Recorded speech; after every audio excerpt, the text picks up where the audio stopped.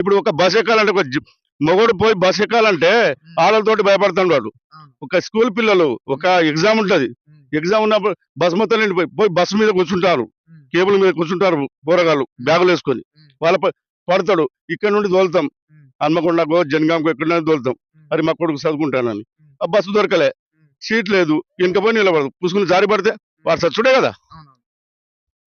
అంటే ఇప్పుడు 10 సంవత్సరాలు ఉన్నప్పుడు 10 సంవత్సరాలు బీఆర్ఎస్ ప్రభుత్వం పరిపాలించినప్పుడు అపోజిషన్ పార్టీ వాళ్ళు కానీ చాలా మంది చెప్తా ఉన్నారు దొరల రాజ్యం అనుకుంటా వీళ్ళు ఎత్తివేసిళ్ళు.